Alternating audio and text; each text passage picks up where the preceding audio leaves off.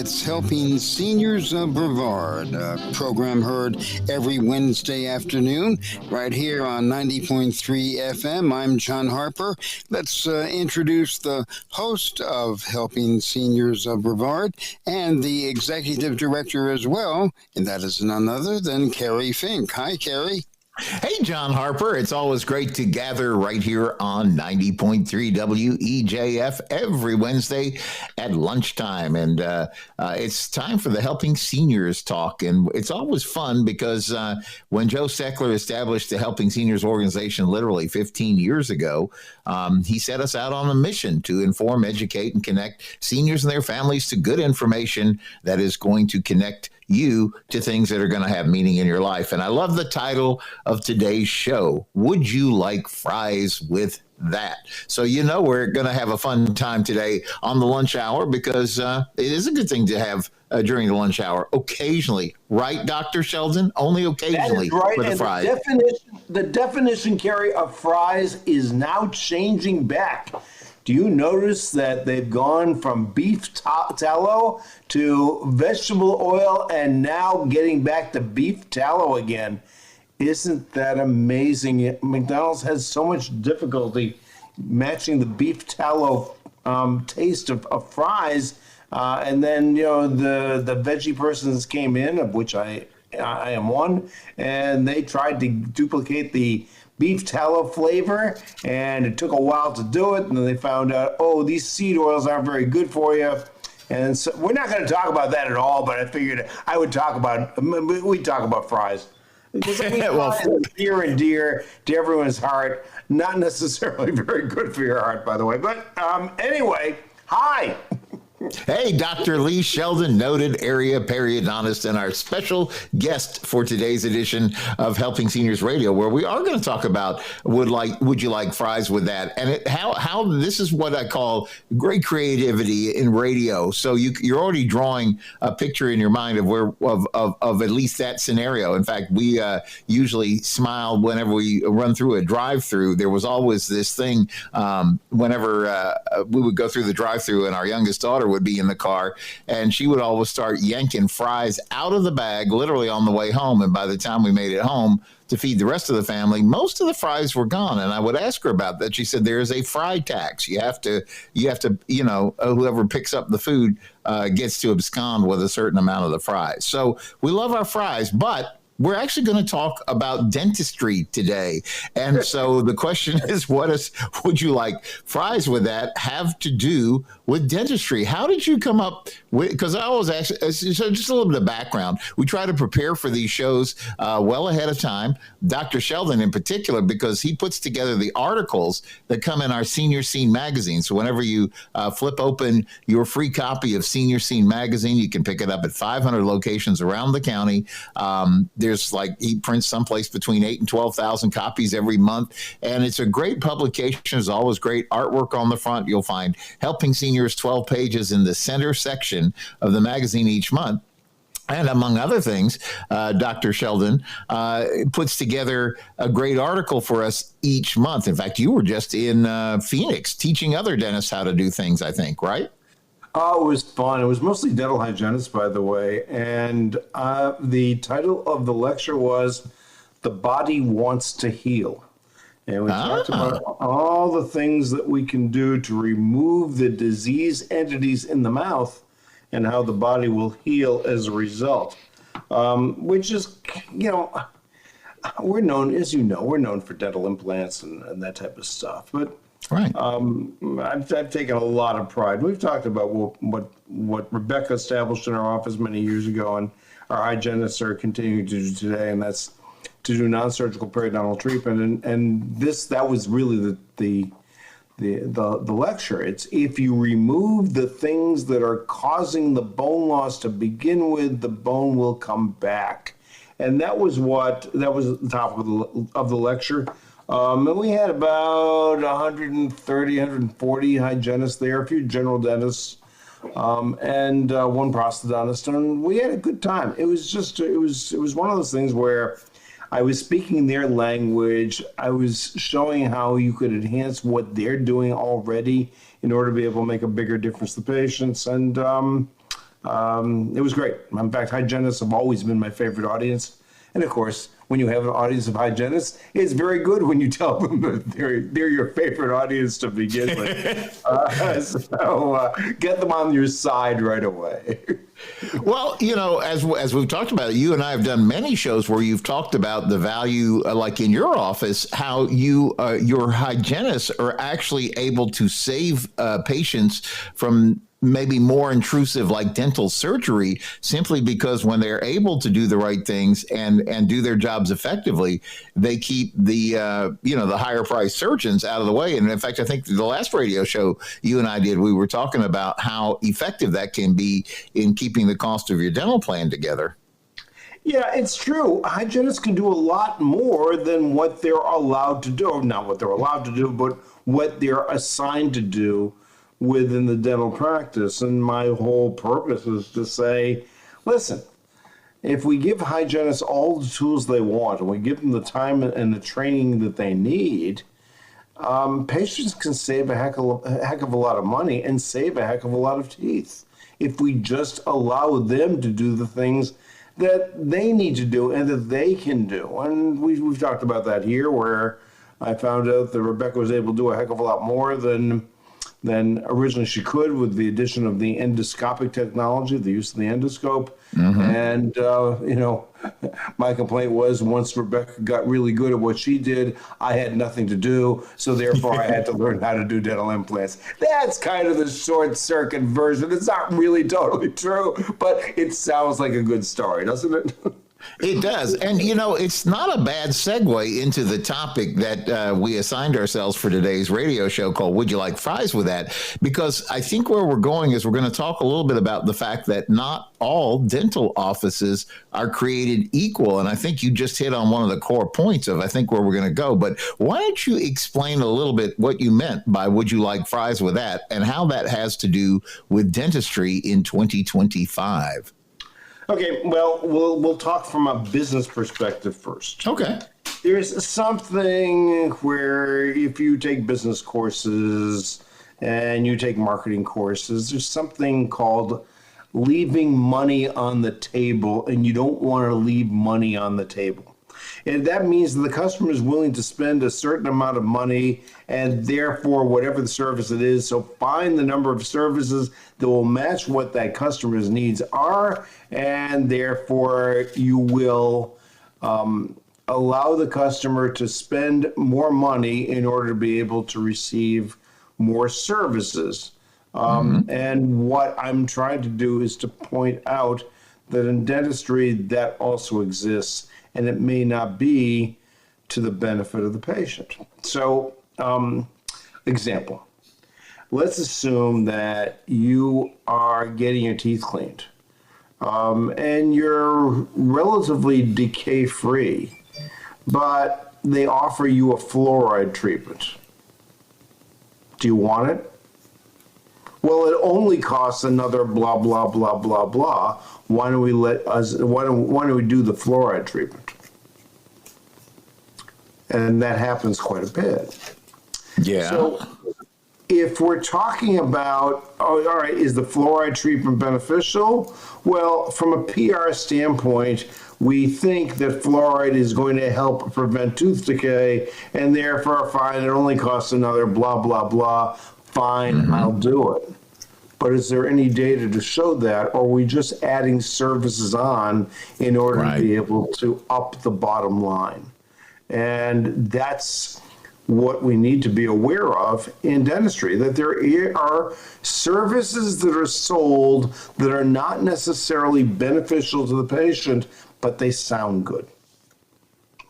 So when we talk about would you like fries with that, I remember when I was working at Two Guys department store, and when I was selling film, I always had to ask would you like that with processing, because that way they would get an envelope and send their film out, and Two Guys would also make the money on the processing. Fries, the same thing. I got a hamburger. Would you like fries with that? Well, you don't really need them. They taste good. I really only wanted the hamburger, but they said, said, all right, let's have some fries. So good. They taste good. They're not very good for you, but okay, I'll take them. And that's the essence of what I'm talking about within dentistry itself. And you have to be aware of the services that could be there that may be beneficial, but there are also services that may be sold to you purportedly as beneficial, but they're not going to do you a bit of good.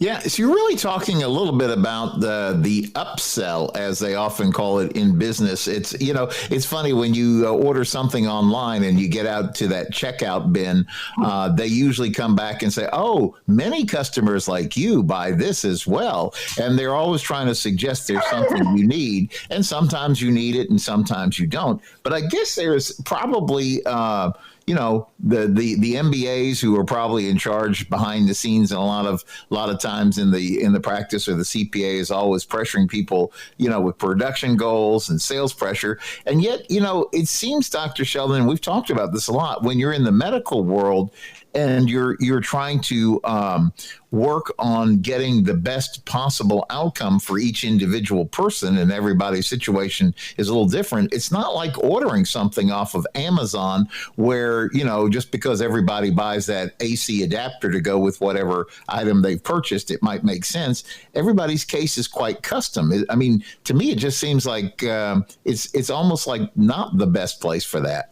Well, it is, and frankly, I'm going through that myself right now for a medical procedure I want to have, where the doctor said, while we're in there, let's do this. And I said, that sounds like a good idea. And then I went home and I read my article, would you like fries with that? And I said, no, that's not what I came here for. And so I have another consultation with the doctor scheduled next week to say, hey, I came in here for this. This is all I want, Because everything you do, particularly when you're doing procedures, there's also the risk of the procedure itself. And so while we're in there means the procedure is going to take longer and it's going to be more extensive. And do I really need that? Or can I wait for that other problem to bother me more before I get that thing done too? So I just became, I'm sure it wasn't the doctor's intent, but I'm sure the doctor said, hey, listen, while we're in there, rather than go through anesthesia twice, stuff like that, we can do this, we can do this.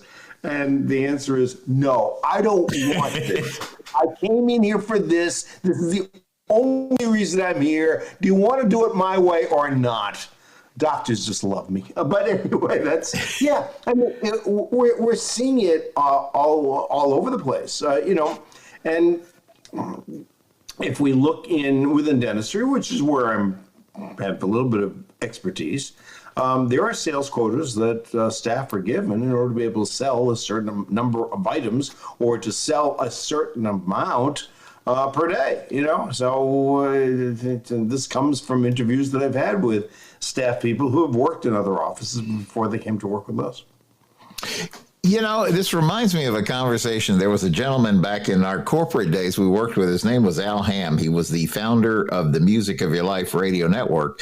And one of his sayings, he had been a very big time producer. He got, people like Johnny Mathis started. He got back in his days as A&R with Columbia Records. He was getting all these people like Tony Bennett off the ground, Rosemary Clooney, and all these people. And I remember when Tammy and I met him, he had this statement, which was so true. He said, everybody has an agenda.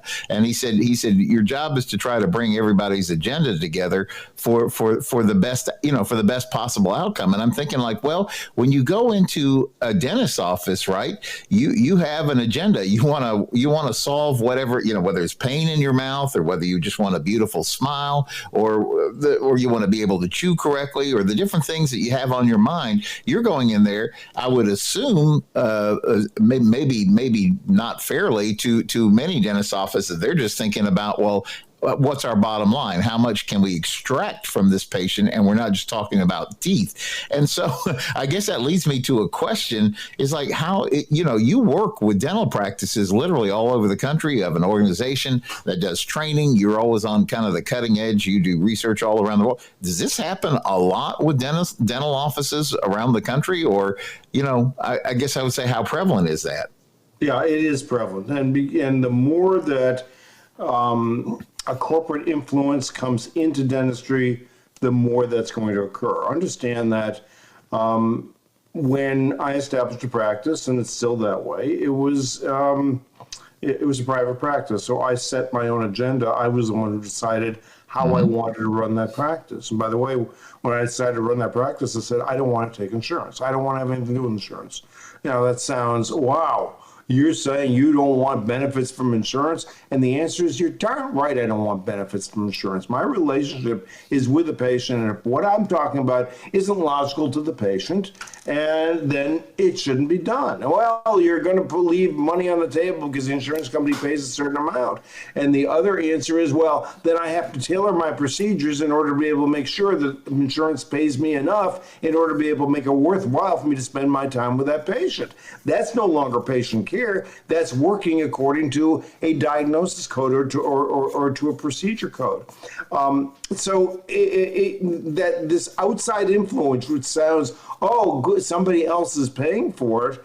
I can tell you there are plenty of times when patients see us and they were scheduled to do some procedure, probably because insurance paid for it, but I'm sure the dentist wasn't thinking that that was really it, but that was the way the dentist had been trained. And I look at the patient, I said, you don't need that. Just do this. So as soon as you get an outside influence in, then the outside influence is also dictating what is going to be decided upon. And in these days, Kerry, when people graduate from dental school with a $200,000 loan or a $500,000 loan or a $1 million loan if you're a specialist, there are pressures there that you don't even realize that dentist has in order to be able to survive.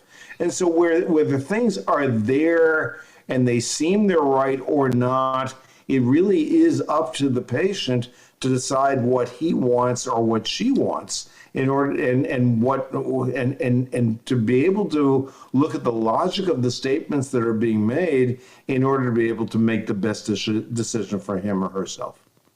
Yeah, no doubt. I think, Dr. Sheldon, as you're talking about it, this kind of comes back to there's a fine line between comprehensive care and then overselling, because I guess, we all would prefer, there's a term that often people use like, oh, let's go with the Cadillac version or something like that, meaning like we can just go the high end. And most people want the Cadillac version, but they're on a Chevrolet budget, as they used to say in the day. How do you in your practice kind of define where the right, I guess, balance in all that is? Well, that we're a high-end dental office, so I'm not looking at being a discount or anything. That was never my intention.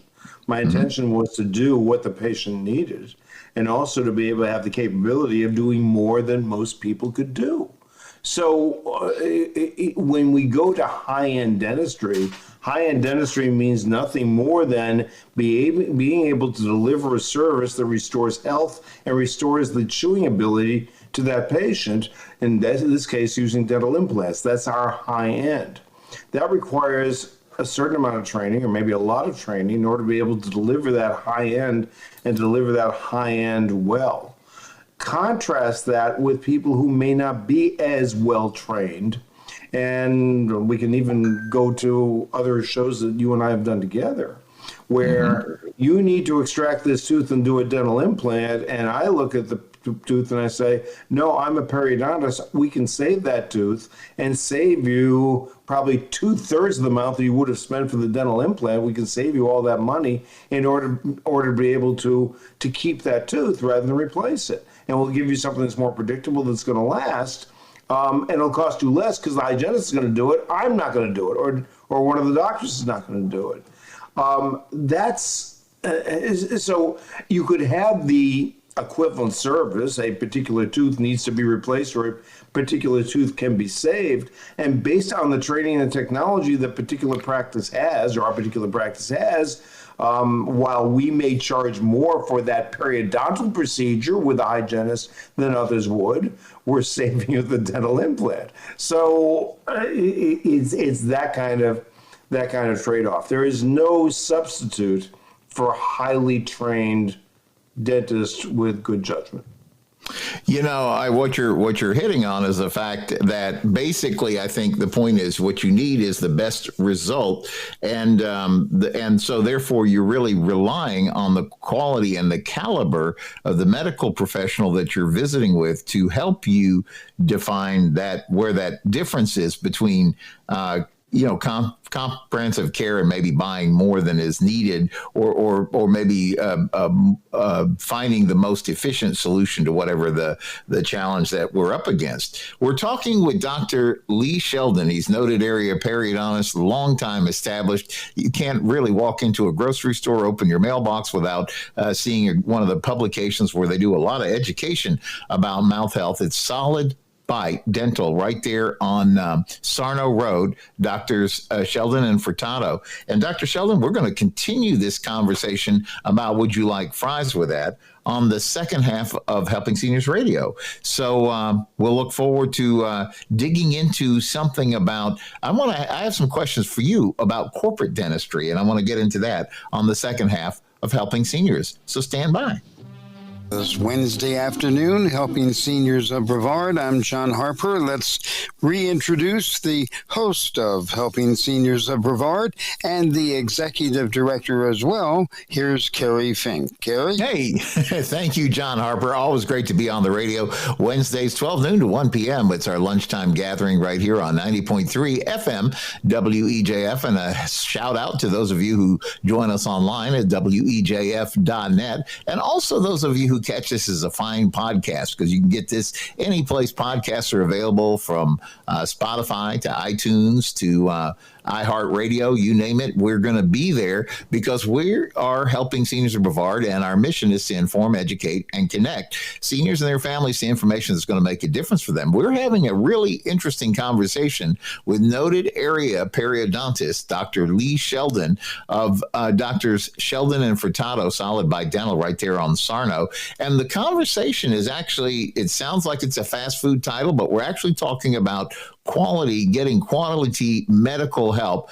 Specifically, we're talking about in the dental office, but really the lessons that we are talking about today apply to everything. And it doesn't matter if you're going to a doctor or a periodontist or, wherever you're headed. These are good things to keep in mind. And the title of the show today is Do You Want Fries with That? And Dr. Lee Sheldon, one of the things that I was thinking as we're talking about that is, we're talking about people upselling and saying, okay, I've got your main purchase here, but I could sell you this little extra thing here, or as long as you're here, don't forget the batteries, or, whatever. And sometimes those batteries are needed, but sometimes the batteries are included, kind of thing. And I was thinking during the commercial break, it really has to do with whose focus we're taking. The medical practice needs to maximize its billing for all the different reasons that, they've got overhead, they've got payroll, they've got student loans maybe to pay back. You never know what's going on. They got all that stuff. And then the patients, from the patient's perspective, they're always looking like, I need to get the job done, but I need to get it done effectively and efficiently and cost effectively, whatever that can mean. And I was thinking that when we talk about this, I see a huge prevalence. You can't hardly turn on the TV these days, Dr. Sheldon, without seeing get teeth in an hour, and some corporate dentist kind of thing where you call an 800 number and they're going to lead you to the local office, and they make it sound as easy as driving through the drive-through at a fast food place. And yet everything that I can sort of imagine about dentistry is, unlike throwing a hamburger in a box and putting it in a bag and handing it out the window to you, dentistry is a little bit more complex. It is, and by the way, we run our own ads too, so I'm not immune to that. We need patients coming into the office. I think it's a matter of what happens once the patients do come into the office. So, for example, if one office would say, well, we can extract teeth and put in implants and give you a fresh set of teeth and everything's going to look good, and we can do that in a 30-second or 1-minute commercial, and then somebody comes into our office, and we're capable of doing that. We do a lot of those procedures, but I say, well, no, wait a minute, we can save your teeth. Well, it's far more comfortable to have your own teeth, particularly if you don't need a lot of work on them other than periodontal work, than to extract the teeth and put in the dental implants.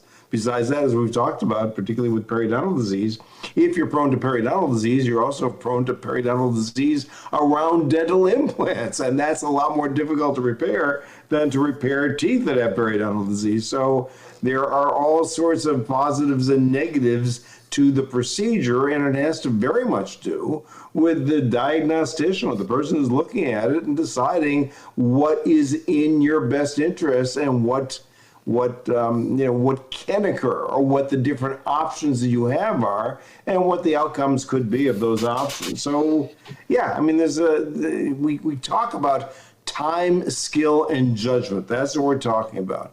When you're seeing anybody, I don't care whether it's a garage door repairman. It's time, skill, and judgment. That's what you're paying for.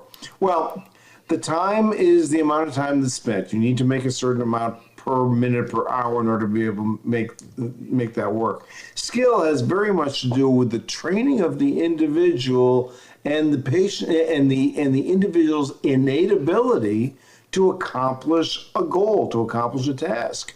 And then the final thing is judgment. And the judgment very much is, what's the most beneficial thing for that customer, or in this case, that patient? What do I think is best for that patient?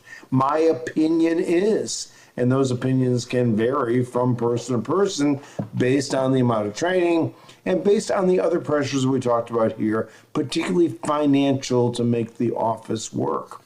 We talked about a procedure that I'm going to have done, and the doctor has said, well, while we're in there, we can do this and we can do this.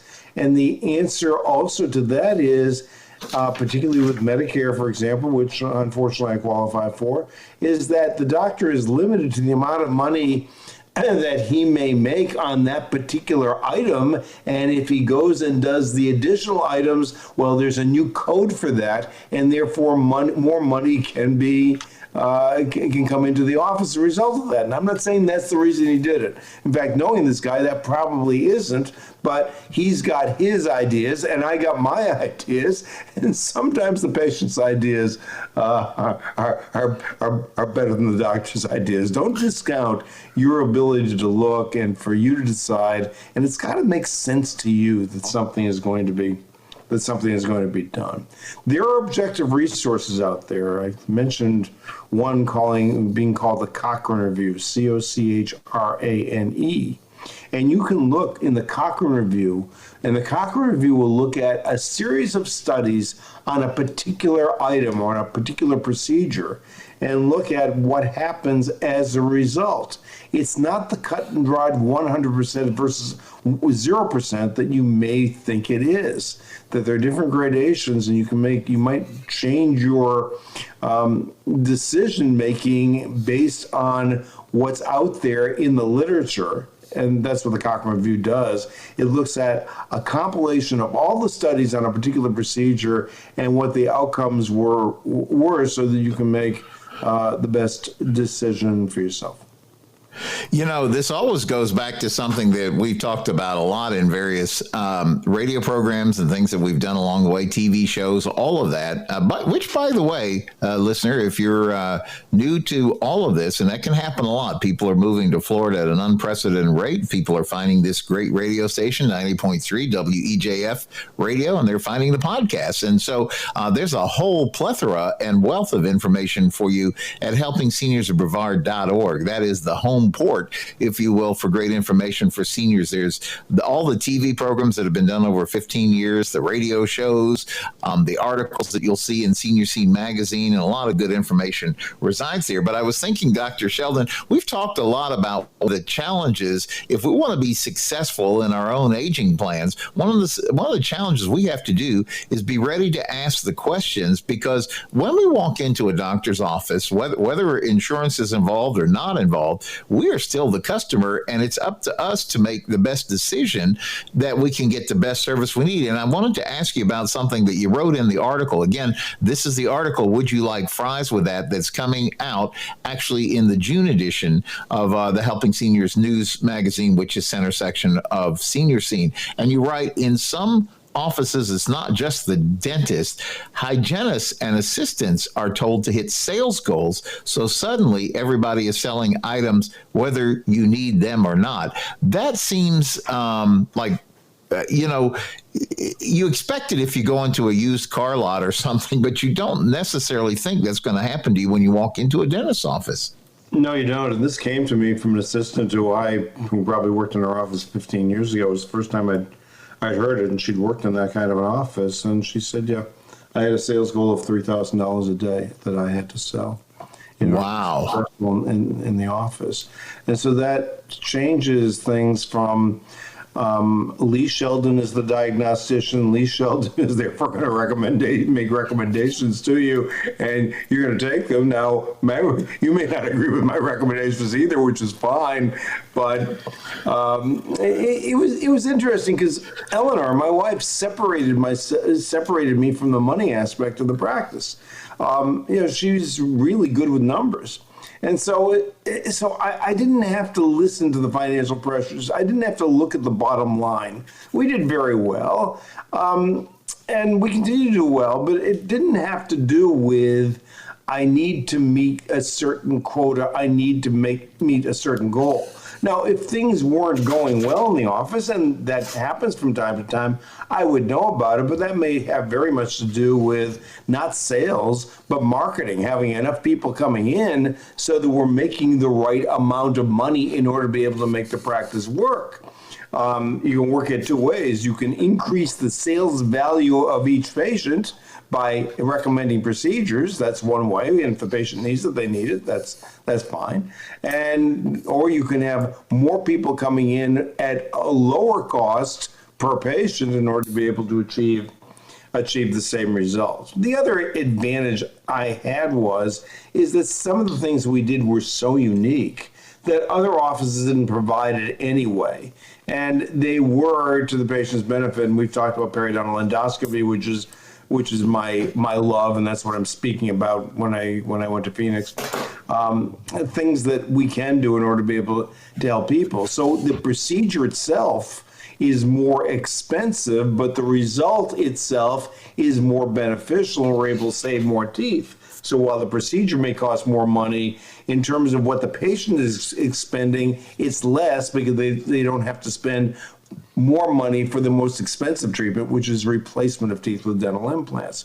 So, it is the eyes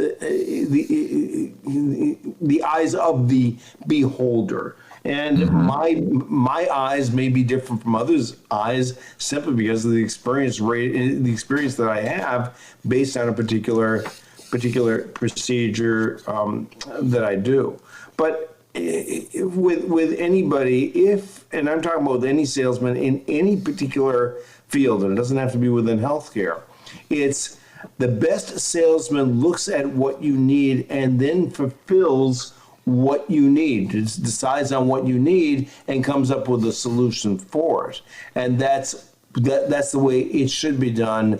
But as soon as there are outside influences in there, then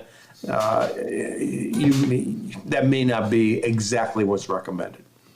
As you're saying that, I'm also thinking like what you're talking about is really the best kind of business, because when that patient leaves the office because you gave them the best possible outcome based on what they need, not what maybe the corporate bean counters are saying, that person is much more likely to go out and tell somebody, hey, these people did me right. They helped me. They didn't oversell me. They didn't get me with things that weren't helpful. They solved my problem. I want to recommend them to you. And I would think that's probably a good prescription for actually growing a practice. It is good. It is. And that's where, reviews and things like that are helpful to be able to look at things. There's one other thing, Kerry, that I didn't bring up in the article, but I just thought of it now. And that's this. Well, I'm going to a private practice because it has the dentist's name on it. And the answer to that is there are corporate entities, and one particular, who makes sure that that corporate entity, that corporate name is not part of the title of the practice, so that it seems like a private practice, but that private practice was bought out by the corporate entity, and they're keeping that person's name on the practice in order to be able to make it seem like it's a private practice when in fact it is corporate. Interesting. Well, here's a story that you reference in the article, and I wanted to kind of get into it because I think it's almost emblematic of the thing that we're talking about. You're talking about an 82-year-old woman who broke her partial, but she's also full-time caregiver for her husband. And so you had a conversation about implants, but based on everything going on with their lives right now, it's not really seems like the big thing. So what I like is how you resolve that. Because you were saying that in that case, collectively, you chose a simpler option. So, it seems like when you're a person who is trying to make the best outcome for the person sitting in the dentist chair, there's a lot of factors to consider. There is. And this particular person, as you said, had to take care of her husband. She had a broken partial. What are you going to do? Well, let's fix the partial. And by the way, I think that patient has all the money she could afford anything that we do. But that's not what's important. Now, what's important was that she has something in her mouth that looks half decent, and just repair it so I can go on with taking care of my husband. And that's what makes sense. That's what makes sense for her. Someday perhaps we'll get into a conversation about dental implants and get rid of the partial denture, but that's not what she needs now. Well, it's interesting because that was actually a point that I wanted to hit was let's talk about dental implants for a minute, like when they're appropriate, when do patients consider alternatives? Because we get bombarded with those TV commercials that are always just talking up, get your dental implants and your life is going to be terrific. And I know because we have done shows on that together that having that complete smile, that perfect smile, not only is it make you, have the potential to make you far more successful in all your different relationships. There's a pretty famous story, I think, that you've shared about a guy who was an overnight security guard simply because he felt his mouth was so unsightly. And then once you got him straightened out, it just literally changed things. And then, the ability to eat better. But when do you talk about dental implants? When are they appropriate? And when should patients consider other things? Yeah, I think you can introduce things to a person and you can give the person an understanding as to the predictability and also the advantage of something. And then the patient can make that decision for him or herself. If we're talking about what looks good, you can make a denture look good. You can. You can't make a denture as comfortable as you can dental implants, but you can make a denture look good. If this person, all he needs is something that's going to look better, then go for the lower level service. That's fine. In this particular case, the particular patient was a night watchman, and he essentially shrunk away from any relationships or being with anybody because he didn't like the way things looked. Then at least I could put in the dental implant option, at least show that that's available. It turned out that person only did extracted all his teeth. We did implants in the lower, and we did a full denture on the upper. And then later on, he said, I like the implants so much on the lower. Now can you do implants on the upper for me too? And so afterwards, he got a full set of dental implants, but he got them a step at a time, which is what he could afford. He got looking good. He got a better job. I think he got a relationship as well. And so your life changes as a result of the things that we do dentally, which is, there's no more gratification then we see life-changing results, and it's just really where there's relationships or a different job or whatever it is, and then you just take it a step at a time. For me, I don't want to do step one unless I can build step two onto step one. And if I'm going to do step one, but it's going to preclude my doing a good job on step two, then let's not do step one. It's the typical example of, let's assume a patient has all sorts of problems with one tooth, and it's going to cost $5,000 to take care of that tooth. When the patient needs $5,000 of work in the rest of his mouth, and he only has $5,000. Well, fine, let's extract that one tooth and save the other 27. If we do that, then that's a good way of spending that $5,000, and then later on we can replace that one tooth that would have cost $5,000 in and of itself.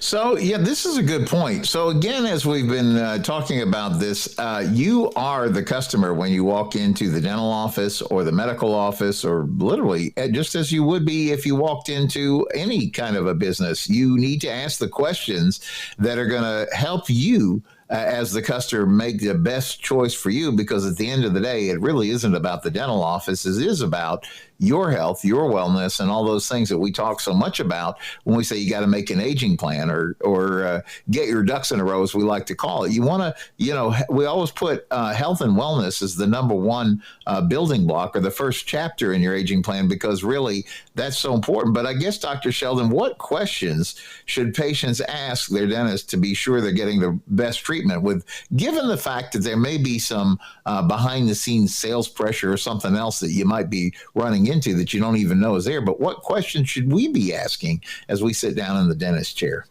I think the best question to ask is, what do you think things are going to be like for me 5 years and 10 years from now? In other words, if I get this treatment done, what are my additional expenses going to be in the next 5 or 10 years? And if the answer is, here's what I think, it's going to, and this is what's going to roll out. And that's why I want to take step one, and we can delay step two and do that over the next 3 to 5 years. That's a good treatment plan. If the answer is, I don't know, then I don't think we've thought through the entire case well enough. The reason I want to do a comprehensive evaluation on every new patient, whether all they need is a cleaning or they need a full mouth reconstruction, is that I want to have that entire scenario put in there so that I can envision long-term goals and long-term successes, not just look at what you need right now. Yeah. Wow. Well, that actually kind of like leads me to maybe a good closing question as we're talking about this stuff, because, I realize going to the dentist office should not be going for a timeshare sale. Okay. But what if you're in the chair and they've got you there, they're pinned down, they're giving you all this, the stuff that's probably a lot of it is running over our heads because we don't have necessarily the technical capability to understand everything that's being spoken to us. But what do we do if we're feeling rushed, pressured, or unsure, and they're saying like, well, you need to do this or this is going to happen? What do you suggest? How? Because I know we make bad decisions under pressure, but what do you suggest when we're in that scenario? Well, take a deep breath and just don't do anything. Just consider what's there. If you feel that you're not sure, it doesn't make a lot of sense, then by all means get another opinion. Opinions are cheap. It's easy to go and talk to different individuals and find out what that course of action is going to be. It's the reason you get 3 bids when you're doing something for your house. Sure. How much is going to cost? What's the cheapest bid? We've all gotten 3 bids, and we didn't necessarily go with the lowest one. We went with what that person could offer us. By all means, these are major expenditures when it comes to dentistry. Get more than one opinion. Get an idea as to what's out there and what could be done for you. And I think with that, you've got a good shot at being taken care of well the first time. Yeah, we've been talking with Dr. Lee Sheldon of Dr. Sheldon Furtado, Solid Bite. Real quick, I'm going to take a moment because I want everybody to grab a pencil and a paper, because I'm going to give you some dates of some upcoming events, and I want you to be able to jot these down. But the other reason I want you to grab that pencil and paper is, Dr. Sheldon, I want you to real quickly explain a wonderful opportunity that you have that helps us as a charity, but also helps somebody get a real handle on what's going on in their mouth without a lot of pressure, and that is the Solid Bite Gives Back program. Can you explain real quickly about that and how somebody could take advantage of that? It's always been my intention to do a comprehensive evaluation on everyone. And in order to be able to do the comprehensive evaluation, I need a CT scan. I need full mouth x-rays. I need the time to talk with you, and I need time for a full evaluation. And so that will take, in my hands, about 45 minutes of my time, and it'll take about an hour and 15 minutes or more of an assistant's time who can explain to you the different options. So it's a 2-hour visit, and years ago we decided, hey, credit check to Helping Seniors of Brevard County for $50 or more, and you'll get that entire evaluation at no charge. So just call the office, say, hey, I heard Dr. Sheldon on Helping Seniors Radio. I'd like that special, that Helping Seniors of Brevard special, and anybody who answers the question, who answers the phone, will be able to set that up for you.